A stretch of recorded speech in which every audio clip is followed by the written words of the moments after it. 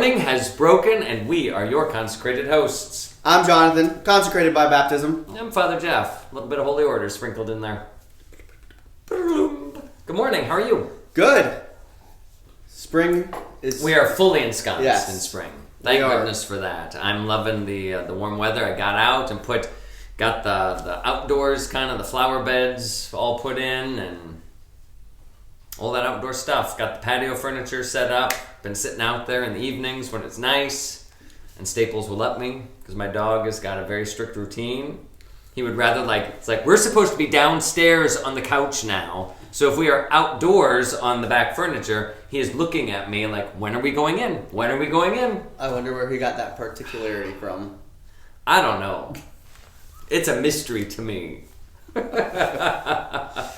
Well, Jonathan, this is the last Monday of April. Yeah, because next week is May. This week is May already. We're in May. This is not even April anymore. No. Oh my gosh, how did we get to May? Well, it started with January. Shush. Then we had February. Wow, I guess, when the new month starts on the weekend, it's like, it was April last week. It was April last week. Now it's May. Did you do any May baskets? No, I was out of town. For what? A wedding. I guess wedding season. For sacraments. Wedding season is in full spring. Full Swing? swing. Wedding season is in full swing. Absolutely. So, Where'd you go? Dubuque, Iowa. Oh, that's on the other side of Iowa. Yeah, that's the Up in clear. the corner. It is the Council Bluffs of the East, if you will. I have never been there. I lived there for a year. I was a missionary there. So I've got a couple religious sisters, the Presentation Sisters of the Blessed Virgin Mary. Two of them, Sister Jane, Sister Bridget, they worked with me up in Hartington, and now they are both, I think, in Yankton, still kind of doing stuff up there with the hospital and other whatever's they're doing. Nice. Are they based out of Dubuque? I think I'm getting together today for lunch with them. Oh, okay. 'Cause I need to. I didn't catch the connection to Dubuque. That's what Yes. Pay attention, Jonathan. I'm trying. I'm sure if all of you rewind, you will see the logical flow and the connection there that did that. Please comment. Dubuque, Iowa is where the mother house of the Presentation Sisters are, and the two sisters that I know. So that's my connection to Dubuque. Now I guess I makes had sense. some classmates or seminarians when I was in seminary that were from the archdiocese. It's the It's some diocese. Is They Des had a Moines college the arch? seminary. I think Des Moines is the Des arch. Moines probably is ours. So Dubuque is probably I don't think they have. Yeah. Anywho, Yeah. I was Well, a missionary good. there. I was a student did there. you like it? I liked the students. What does that mean, Jonathan? Well, I was at Loras College, which is That is where a friend of mine went. a Catholic university. When were you there? I was there in 2010-ish, 11. No, I was long gone Oh yeah. into ordination and everything. Okay, I keep forgetting you're just a pup. Yeah. Anywho, well, that's good. So that was my first year as a missionary. And now you know someone that's getting married there, Mhm. or has gotten. So yeah, I was a married student. She was a student when I was there, and then she became a focus missionary as well. Nice. Cool. Yeah. Well, alrighty then. I didn't do a whole lot, but I am seeing Sister Bridget and Sister Jane for lunch today.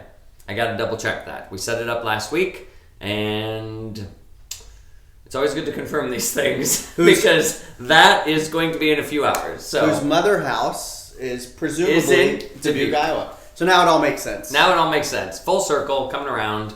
Speaking of full circles and coming around, we are coming full circle to Morning Has Broken. So is it fixed? No, it'll never be fixed. Okay. We have only 4 shows after this. This is the last month the Morning Has Broken.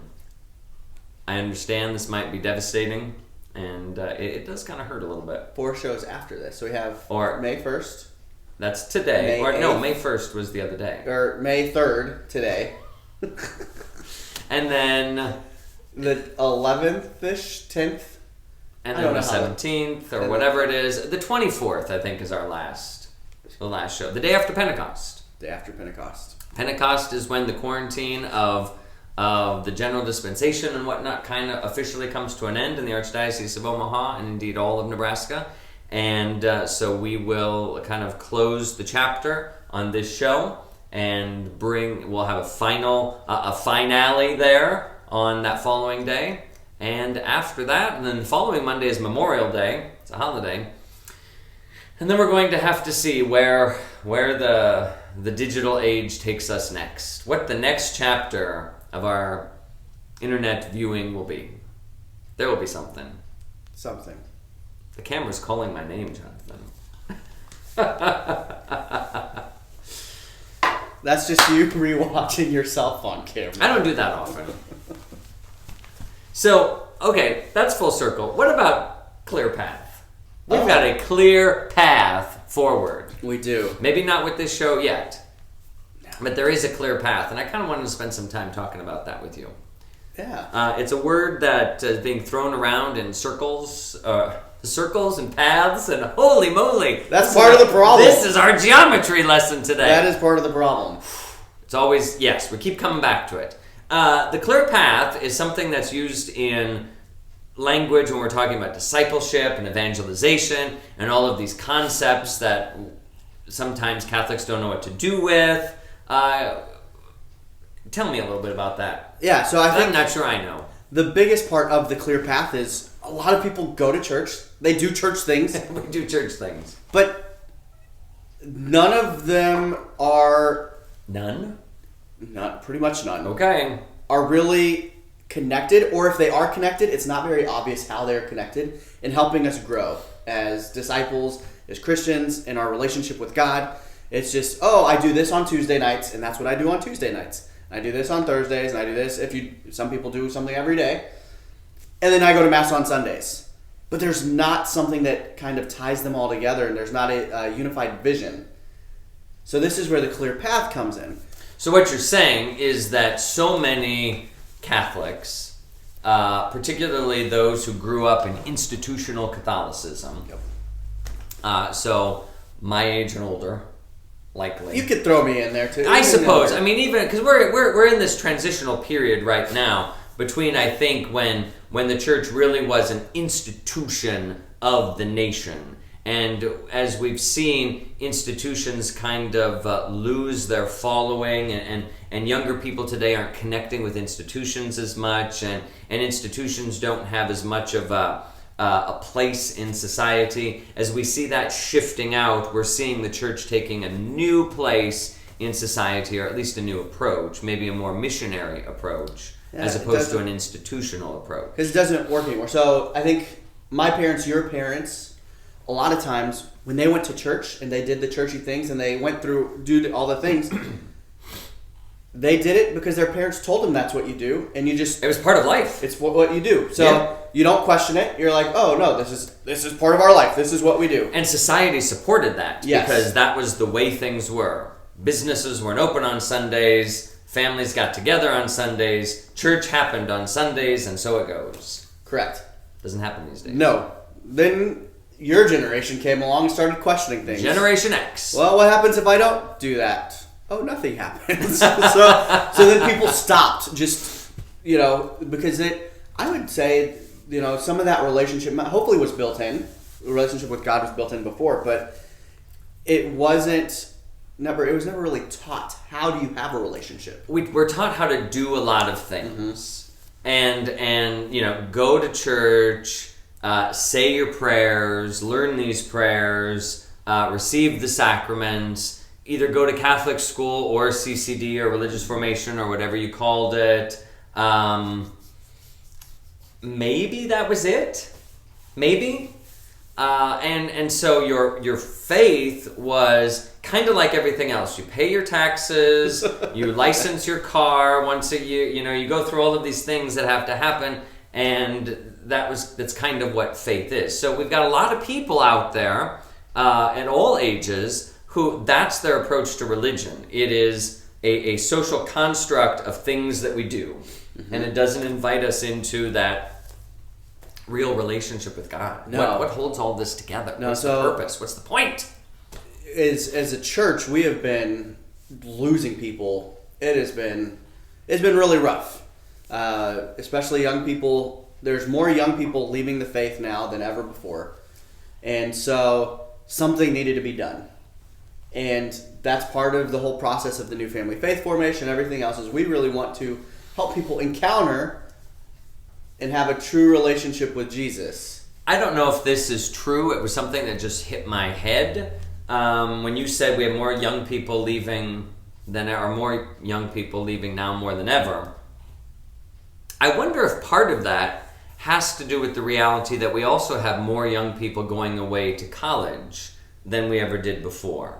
Because I'm thinking, again, institutional Catholicism, if you grew up, graduated from high school, went to work, kind of met your person that you were going to marry, and you're in that same community where you grew up, and everything, that structure is still kind of there, what your family's doing, all of the structural pieces are still driving you to maintain that rhythm of the same structure that you've always known.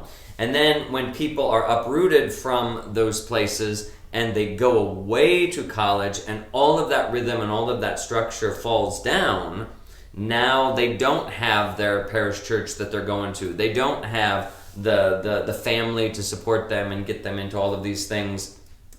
And so they lose that institutional connection, and then they've got nothing because there was no relationship Right. to begin with. So I wonder if there's some connection about just the way society has changed and the way we live our lives have changed.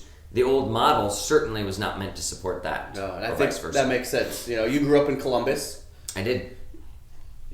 Traditionally, people grow up, go to school, go to high school, Uh-huh. graduate high school, maybe go to college. If you graduate college, you go back to Columbus and do what your parents did or something else. You know, just these towns, that's the way it was done. And it's not you go to college and then get a job in Ohio and then you move to Ohio. It's Right. but that's what happens. Or you stay in your college town, or you move to the bigger city. So that happens a lot more now. A lot of people move from all these smaller places now to Omaha, to Lincoln, to Kansas City. You know, Kansas City's like the other Omaha. It's close, but you know, it's like Omaha, and yet it's not. And so a lot of people feel comfortable there. There's a big Nebraska and Omaha contingency in Kansas City. It is second to Omaha. Yeah, so I think that, I mean, out of many factors, that would definitely be one. Yeah. And so clear path. Yeah, so now the church is talking, and particularly our archdiocese, the bishop and his evangelization team and people there at the chancery are like, okay, parishes, the diocese wants to have this clear path. What the heck are we doing as church? Jonathan, what the heck are we doing as church? We have to make it very easy to see. What are you doing when you come to St. Charles Borromeo? What are you doing? Drinking my coffee. Good. But we want to be able to say, okay, well, if I'm new here, where do I go? There's not a big sign in churches saying, start here. And you know what? There can't be a sign for churches to say, start here, because everybody comes from a different place in life. Yeah. And so part of what the clear path is a unified vision for growth and evangelization and support so that we can nurture people's faith regardless of where they're coming in from, because it all needs to be leading towards the same things. So, yes, there's this, basically what we are saying is it's not good enough anymore, or that it ever was, just to fulfill institutional obligations. Correct. But that's not what religion is really about. Religion is the embodiment of an interior movement of faith. That you think about religion as the body of faith, which is the soul. So your soul needs a body in order to be known. If my body was not here and just my soul was sitting here, you would be wondering when I'm showing up because you couldn't see me or hear me. My soul doesn't have vocal cords. My soul doesn't have body that I can gesture with, and so on and so forth. So religion, if it's not the embodiment of a living faith, then it is a cadaver. and it should be buried or burned. Those are some strong words there. It is. Religion without faith is just it's empty. It is. It's like St. Paul says, faith without the resurrection. Our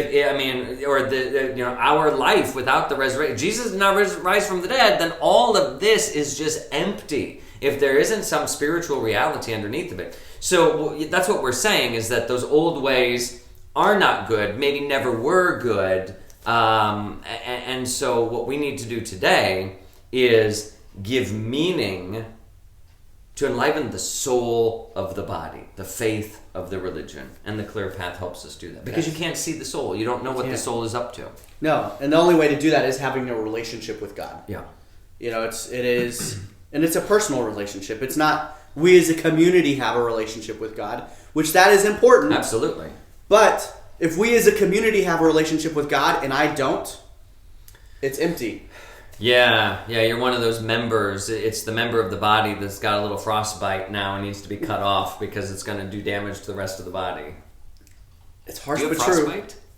I mean, these are reflective questions. This might come out in a homily one day, Jonathan. Look out. That cadavers and frostbitten members and whatnot, but it's so true. So the clear path is like saying, okay, folks, no matter where you are, here are steps that you should be taking that move you from wherever you are to God, to that relationship with God. Right, and it's not where there's a beginning or an end. Right, it's because ongoing. it is ongoing. Because our seeking of God never ends. Correct. And if God is an infinite mystery, you can never know everything there is to know about God, or even know God fully. You cannot love Him fully. There's always room to grow. If this infinite mystery, it's like that iceberg that just gets bigger and bigger and bigger and bigger the further down you go. I'm assuming, because I've never seen one underneath. But this is what they tell me in my science books when I was a kid. Outside of potentially the Virgin Mary. Yep. The holiest person that ever lived barely scratched the surface of knowing God and His love. Well, and even she, as a human being, that it is a constant journeying. I mean, you just even think about Mary and Joseph when they were looking for the child Jesus in the temple at the age of 12, and it's like, I had no idea what's going on. What the heck is happening? That this is a mystery that is beyond me. And Jesus said, well, what the heck? Why didn't you figure that this is exactly where I was going to be? And then he's like, oh, yeah, you don't see the big picture. So he became obedient to them to move them along that path. So even the Virgin Mary had no greater omniscience or knowledge of things than you and I do. She was as limited a human being as any one of us, except maybe in her ability to love, because she was without sin. But seeing the path, I'm sure she questioned and doubted and had no clue. Yeah. Gabriel said, this is what's going to happen, dear. And she's like, what? I don't understand. How can this be? And I believe those were the first words out of her mouth. How can this be? In English, just like that. Just like that. If that was her speaking in English, she would have said that. Maybe she would have had an accent. How can this be? So, hey, we've gone off the rails. Woo! Well, you need those rails, Jonathan. Otherwise, you do fall off. That's why you need the clear path. The clear path leads you through. So I think in these next several days that lead us up to the conclusion of morning has broken, we're going to uncover this clear path. But we've kind of set the stage today. And next time, you're going to walk us down those stepping stones. All right. Get ready. You better have a clear path in mind. I've got one in mind. We've got it. All right. Well, you guys have a good day. And May, happy May. Happy May. And may the 4th be with you tomorrow, Jonathan.